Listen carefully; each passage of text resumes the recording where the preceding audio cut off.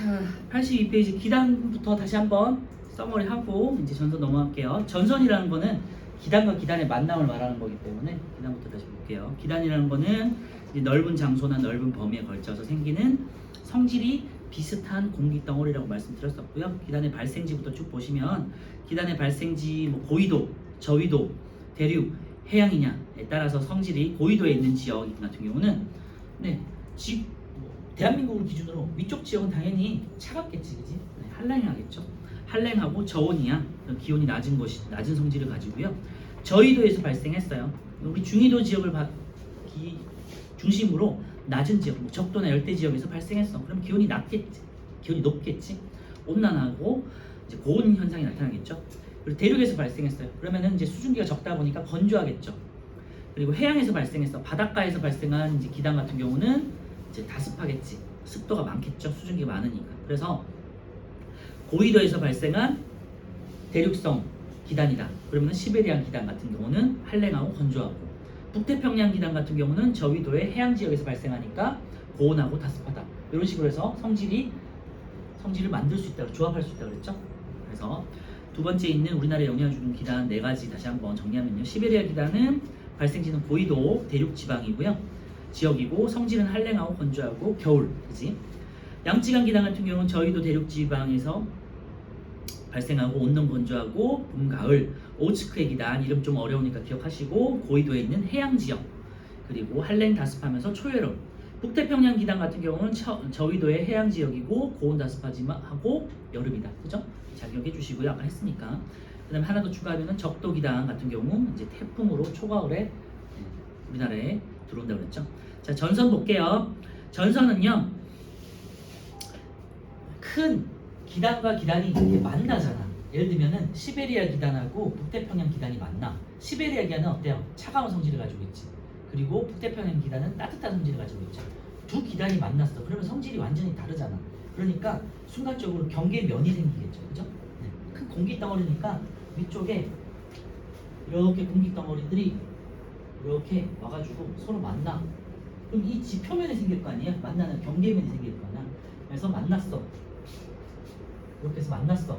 그래서 이 경계면을 우리가 전선면이라고 하고요.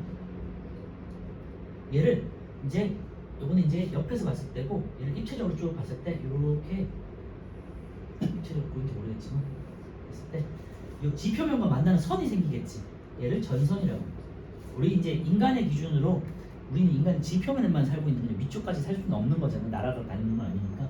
지표면을 기준으로 했을 때 두 기단이 만나서 아래쪽에 지표면에서 형성된 이 면 자체를 넓은 범위에서는 전선면이라고 하고, 지표면과 만난 거를 전선이라고 했죠. 그래서 거기다 이제 밑줄 한번 해놓을게요. 성질이 다른 두 기단이 만나 생긴 경계면은 전선면. 이건 안 해도 돼. 밑에 전선면이 지표면과 만나는 경계선, 이걸 전선이라고 합니다. 전선면이 지표와 만나서 생기는 경계면을 전선이라고 합니다. 이것만 밑줄에 넣으세요. 그래서 전선을 경계로 보세요. 예를 들면은 왼쪽하고 오른쪽이 다르다고 했잖아. 예를 들면 왼쪽이 이제 차가운 기단이야. 오른쪽이 따뜻한 기단이야. 그러니까 얘가 차가운 기단이 이렇게 밀고 만약에 이렇게 가요. 원래는 따뜻한 기단이 있었으니까 좀 따뜻한 지역이었을 거 아니야. 그런데 차가운 기단이 몰려와. 그러면은 어떻게 됩니까? 경계면, 전선을 중심으로 해서 날씨가 갑자기 바뀌겠지. 그죠? 그리고 비 같은 경우도요. 따뜻한 기단은 비가 이렇게 넓은 범위에서 이렇게 부슬비, 이슬비 같은 게 내려. 넓은 범위에서 비가 적게 온단 말이에요. 그런데 차가운 기단이 지나면 좁은 범위에서 소나기가 내리거든요. 그러니까 강수 같은 경우도 기단에 따라서 완전히 바뀔 수 있겠죠. 그래서 날씨 변화가 생긴다는 거예요. 전선을 기준으로 기단과 기단이 지나면서 날씨 변화가 생긴다는 거. 어떻게 보면 당연하잖아요. 따뜻한 성질의 기단에서 차가운 성질의 기단, 혹은 따뜻한 성질에 있는데 차가운 성질의 기단이 있는데 따뜻한 기단이 타고 올라간다든지 이런 식으로 해서 만났어. 그러면은 날씨 변화가 생기겠죠. 그게 밑에 있어요. 그래서 전선을 경계로 기온, 습도, 바람 등의 날씨가 크게 달라진다 돼 있죠. 그래서 전선을 통과하는 지역, 이제 우리 중위도 지역에서도 한반도 같은 경우는, 우리 중위도에서 한반도가 특히 날씨 변화가 이제 크게 나타나는 이유가 대륙성 기단하고 해양성 기단이 딱 만나는 곳에 있잖아요. 그치? 만약에 우리가 중국의 어디에 있는 도시다 아니면은 미국에 있는 어디 도시다 하면 딱 대륙과 대륙 사이에 있는 거잖아. 그러면 날씨 변화가 크게 많이 없겠죠. 근데 우리나라 같은 경우는 반도다 보니까 이제 바다 쪽에 면에 있잖아. 그지? 반도라는 거는 대륙하고 해양의 사이에 있는 걸 반도라고 하잖아요. 그지? 그러다 보니까 한반도 같은 경우는 그래서 날씨 변화가 많아요. 여러 가지 기단들이 많이 만나다 보니까. 그지? 자, 이번에 전선의 종류와 특징에서 거기다 이제 별표 쳐놨고요. 한랭 전선과 온난 전선 크게 두 가지로 구분할 수 있어요. 한랭 전선은 말 그대로 이제 차가운 전선이 되겠지. 그리고 온난 전선은 말 그대로 따뜻한 전선을 말하는 건데, 그래서 용어 자체가 하나의 성질을 나타낸다고 볼 수 있어요. 자, 한랭 전선 같은 경우를 보시면요, 어떻게 형성되는지 볼게요. 찬 공기가 따뜻한 공기 아래를 파고든다 돼 있죠. 차가운 성질이 원래 좀 무거워, 밀도가 크기 때문에 무거워. 그러니까 아래로 파고들게 되고요. 그 다음에 따뜻한 것보다는 차가운 성질이 조금 더 빨라. 그것만 기본으로 좀 생각해 주세요. 그래서 원래 어떤 지역에 따뜻한 공기가 있었어. 따뜻한 공기가 있었어. 따뜻한 공기가 이렇게 있었어요. 근데 이쪽에서 차가운 공기가 얘는 원래 있었던 거예요. 따뜻한 공기가. 근데 차가운 공기가 이렇게 바람이 뭐 고기압 저기압을 해서 공기가 흐를 거 아니야. 흐르다면서 기단이 이렇게 세져가지고 이렇게 온 거예요. 지금. 그러면 어떻게 되겠냐? 얘가 어떻게 되느냐? 따뜻한 공기는 있었고 차가운 공기가 이렇게 파고드는 거예요. 이렇게 파고들었어요. 따뜻한 공기는 위로 올라가고 차가운 공기는 이제 따뜻한 공기 밑으로 파고든 거예요. 그죠? 그래서 파고들었어요. 그래서 생기는 게 이제 한랭 전선. 기준이 따뜻한 공기는 가만히 있었어. 정지해 있는 상태였고 차가운 기단이 와가지고 차가운 성질의 기단이 와서 이제 따뜻한 기단 밑으로 들어간 거예요. 그지? 이게 이제 한랭 전선이에요. 그러니까 주어가 차가운 공기가 되겠죠. 차가운 기단, 차가운 공기가 이제 주어가 됩니다. 차가운 공기가 밀고 들어온 게 한랭 전선입니다. 됐죠? 주어가 다시 한번 정리하지만 찬 공기예요. 찬 공기가 온 거야. 그래서 기호로는요, 이제 차가운 성질을 표현하기 위해서 파란색에 뾰족뾰족하게 나타내요. 그래서 이게 한랭 전선이고요. 파란색이에요, 파란색. 그래서 우리가 만약에 이제 뭐 일기예보 이런 걸 봤을 때 차갑고 파란색에 뾰족뾰족하다 그러면 한랭 전선이 있구나, 형성됐구나. 뭐 한랭 전선이면 어떤 날씨의 성질을 가지겠지라고 이제 일기예보를 보고 알 수가 있겠죠. 그래서 전선면의 기울기를 보시면요, 급하다 돼 있는데 거기다 밑줄여 놓고요. 따뜻한 공기가 가만히 있었는데 차가운 공기가 갑자기 파고들었잖아. 그렇지? 그리고 차가운 성질이 조금 더 빠르다 그랬잖아요. 그러니까 얘가 빠르게 파고들었어. 그럼 어떻게 되겠니? 갑자기 파고들었으니까 이 경계면 자체가 되게 기울기가 급해지겠죠. 이런 식으로 빠르게 치고 탁 들어왔습니다. 그치? 그래서 성질은 전선면의 기울기는 급하다 밑줄에 놓으시고요. 구름의 종류는 급하게 들어오고 상승 기울기가 급하지 않잖아요. 그죠? 그러니까 기본적으로 이렇게 구름 자체가 상승 기류가 형성이 돼요. 왜냐면 따뜻한 공기가 경계면의 기울기가 급하게 형성되니까 따뜻한 공기들이 이렇게 이제 올라갈 거 아니에요. 이런 식으로 올라갈 거 아니에요. 그죠? 그래서 구름 자체가 저분형의 구름. 저분형은 높이 이렇게 치솟는 구름이라고 했잖아요. 좁은 지역. 그치? 그래서 저분형에다가 동그라미 쳐놓고요. 그래서 이제 밑에 보시면 강수 구역과 형태인데 그럼 비가 어떻게 되나? 저분형 구름이니까 좁은 지역에 비가 많이 내리는 소나기가 내리겠지. 그치? 소나기 밑에다가 해놓고요. 좁은 지역에 소나기. 그리고 방향을 보시면요. 전선의 앞쪽이라는 거는 차가운 기단이 차가운 공기가 이렇게 이동하는 거잖아. 그러니까 앞이라는 건 여기가 앞인 거야. 그렇지? 이동 방향이 앞이니까 여기가 뒤쪽이잖아요. 그래서 여기가 뒤가 되겠고 여기가 앞이 되죠. 차가운 공기가 따뜻한 공기를 밑에서부터 이렇게 치고 들어가가지고 공기가 상승을 했어. 그러면 비가 어떻게 내리냐면은 전선의 뒤쪽에 내리게 되겠지. 그죠? 이런 표현인데 뭐 그렇게 막 중요한 건 아니지만 전선의 뒤쪽에 소나기가 내리게 되겠지. 그리고 이동 속도는 제가 말씀드렸지만 차가운 공기가 더 빨리 흐른다고 그랬어요. 그래서 빠르다. 밑에 이제 통과후 기도는 어떻게 되겠니? 한랭 전선이니까 차가운 성질이 지나가. 그러면은 기온은 내려가겠죠. 그죠? 정리해 보면 한랭 전선 중요한 거는 이제 저분형 구름이고 그 다음에 저온형 구름이 생기니까 좁은 범위에 소나기가 내리게 되고요. 기온은 하강한다. 날씨 변화 정도 기억해 두시면 돼요. 그 다음에 이제 온난 전선 볼게요. 이제 온난 전선은 주어가 따뜻한 공기가 되는 거예요. 원래 그 지역에 차가운 공기가 머물러 있었어. 그 지역이 조금 차가웠어. 추워. 이번에는 차가운 공기가 이렇게 그냥 크게 형성이 돼 있었어. 근데 따뜻한 공기가 흘러가지고 이렇게 다가오는 거야. 이렇게 따뜻한 공기가 이렇게 다가오는 거야. 그런데 말씀드렸지만 따뜻하고 뜨거운 공기는 상승을 해요. 이제 부피가 부피가 커지다 보니까 밀도가 낮아서 가벼워. 일종의 가벼운 공기야. 따뜻한 공기는 가벼워, 차가운 공기는 무거워. 이렇게 생각하세요. 그래서 가벼우니까 얘를 파고들지를 못해. 어떻게 되겠니? 위로 그냥 스물스물 올라가겠지. 천천히 올라가는 거예요. 따뜻한 공기는 느려. 그러니까 어떻게 되냐면 차가운 공기가 이렇게 있는데 따뜻한 공기가 이렇게 완만하게 올라가는 거예요. 이런 식으로. 무슨 말인지 알겠죠? 그러니까 기울기가 어떻게 되겠니? 완만하다. 주어를 잘 보세요. 따뜻한 공기가 다가오면은 이제 천천히 올라가니까 기울기가 완만해. 그런데 만약에 아까 전에 할렌 전선처럼 차가운 공기가 다가와. 그럼 차가운 공기는 빨리 치고 들어오는데 아래쪽을 치고 들어간단 말이에요. 그러니까 뜨거운 공기가 갑자기 높이 그냥 취소하고 따뜻한 공기가 위로 올라가겠지. 그러니까 경계면이 급했던 거고, 온난 전선 같은 경우는 따뜻한 공기가 천천히 다가와서 그냥 천천히 타고 올라가는 거예요. 그러니까 기울기가 완만하다. 알겠죠? 그리고 온난 전선을 표현할 때는요, 그냥 온난한 걸 표현하기 위해서 동글동글하게 표현해요. 그리고 빨갛게. 이게 온난 전선. 할렘은 아까 뾰족뾰족하고 파란색이고요. 온난 전선은 동글동글하고 빨간색. 이렇게 두시고요. 그래서 구름의 종류도 볼게요. 충운형 구름 동그라미 쳐놓고요. 이제 넓은 범위에서 천천히 구름이 퍼져나가는 거지, 그치? 그래서 충운형 구름이 생기고요. 충운형 구름이니까 말씀드렸지만 비는 넓은 범위에서 부슬비가 내린다. 그래서 넓은 지역, 지속적인 비 밑줄에 놓고요. 그 다음에 비가 어떻게 되겠니? 전선이라는 거는 전선의 앞뒤를 표현할 때는 이동 방향을 보라고 그랬잖아요. 이동 방향이 왼쪽에서 오른쪽으로 와. 여기가 앞이고 아까 전에 똑같지만 뒤잖아요. 할렌 전선에는 뒤쪽에 비가 내렸잖아요. 온난 전선 같은 경우는 이쪽에다가 이제 비가 내리고 있죠. 그죠? 그래서 전선 앞쪽에 비가 내린다. 오케이? 의미만 잘 기억해두세요. 그냥.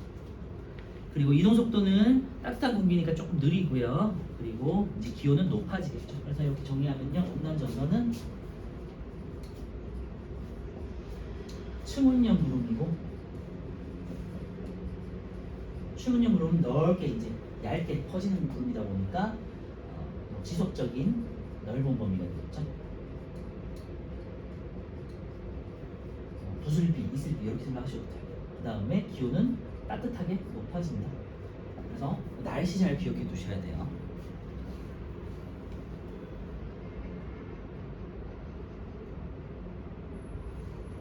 자, 우리 4번 한번 볼게요. 다음 전선에 해당하는 기호를 각각 빈칸에 그리시오 돼 있는데요. 할렌 전선, 온난 전선 한번 그려볼까요? 그리고 5번 한번 풀어보세요.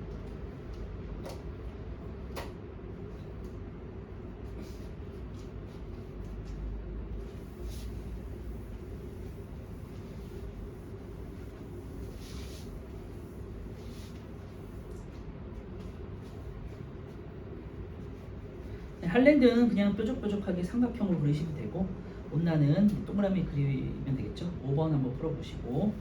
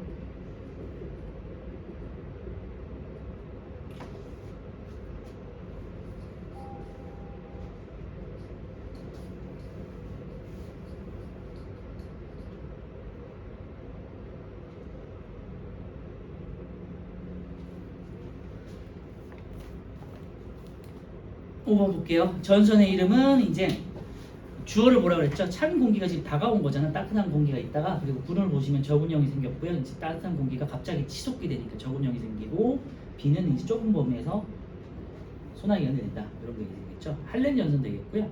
전선면의 기울기는 급하고 구름의 종류는 저군형이 되겠고, 강수 형태는 소나기가 내린다. 이동 속도는 빠르다 그랬어요. 찬 공기는. 그다음에 통로 기온은 낮아진다. 그죠?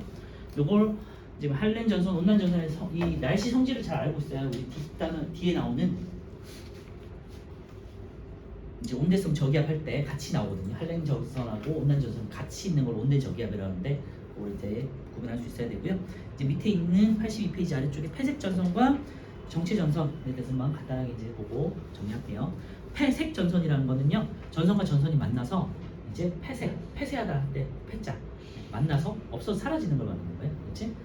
두 기단이 만나가지고 두 전선이 만나서 할렌한 전선과 온난 전선이 만났어. 성질이 완전 반대잖아. 전선 자체 성질이. 그러니까 성질이 중화돼서 사라져 버리는 말하는 거예요. 그래서 형성되는 걸 보시면요, 원래 온난 전선이 형성돼 있었어. 차가운 공기가 있었고, 무거운 차가운 공기가 있고, 따뜻한 공기가 타고 올라가가지고 온난 전선이 형성돼 있었어 원래. 그런데 찬 공기가 빠르다 그랬잖아, 그지? 또 다른 차가운 공기가 또 다가온 거야. 그럼 이제 따뜻한 공기가 있었는데 찬 공기가 다가왔으니까 할렌 전선이 형성됐겠죠, 그죠? 그런데 온난 전선 기존에 있는 이 지역에 온난 전선이 딱 있고, 할렌 전선이 이제 형성돼서 다시 다가오는 거야, 빠르니까.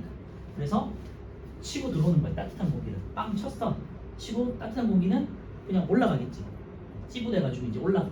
그리고 찬 공기가 만나잖아요. 그러면서 따뜻한 공기가 사라지지, 그지? 그러면서 회색 전선, 순간적으로 이제 그 지역에는 온난 전선하고 할렌 전선이 만나서 성질이 딱 사라지게 됩니다. 이걸 이제 회색 전선이라고 하고, 전선이 사라지는 현상을 회색 전선이라고 해요. 갇혀서 사라진다, 뭐 이런 의미라고 생각하시면 되고, 그러다 보니까 찬 공기가 만나니까 이제 그 지역은 좀 약간 비가 많이 내리는 소나기가 내린다고 생각하시면 되고, 기온은 어떻게 되겠니? 순간적으로 일시적으로 차가워지겠죠. 회색 전선 보시면요, 할렌 전선과 온난 전선이 겹쳐지면서 형성된다 돼 있고요. 이제 이런 경우는 이동 방향이 같잖아요. 다 오른쪽으로 이동하고 있었잖아, 그렇지? 그래서 이런 경우는 방향을 동그라미, 이제 온난 전선이 있고 온난 전선이 있고, 그 사이사이에 세모, 온난, 이런 식으로 같은 방향, 그죠? 동그라미도 같은 방향, 세모도 같은 방향, 그렇지? 그래서 이동 방향이 같잖아요. 원래 있는 온난 전선에 할렌 전선이 다가오는 거기 때문에 같은 방향으로 해서, 이런 같은 방향을 표현할 때는 회색. 뭐 미리 말하자면요, 온난 전선이 형성돼 있었는데 반대 방향에서, 예를 들면 이쪽에서 왔어. 그러면은 서로 간에 반대 방향에서 이동 방향이 다르잖아요. 이럴 때는 정체 전선.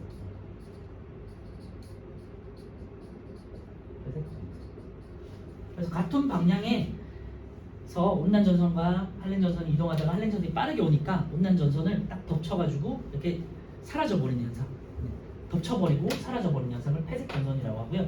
정체 전선은 말 그대로 일시적으로 그 지역에 한쪽에서는 온난 전선이 형성돼 있고 한쪽에서는 차가운 전선이 와가지고 세력과 세력이 거의 비슷한 성질을 가지고 있어, 그지? 그러니까 일시적으로 이 전선들이 정체돼 있는 거야.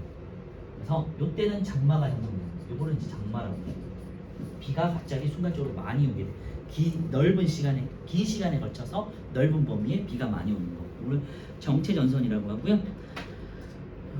보면요, 세력이 비슷한 두 기단이 만나서 한 곳에 오래 머무르며 형성된다 돼 있는데요. 그래서 다른 방향. 오른쪽에 우리나라 부분의 정체 전선 한번 보시면요, 북쪽의 찬 기단과 남쪽의 따뜻하고 습한 북태평양 기단이 만나서, 예를 들면 뭐 시베리아 기단하고 시베리아 기단이 좀 뭐 확장했고, 그 다음에 북태평양도 확장해서 우리 한반도에서 만났어.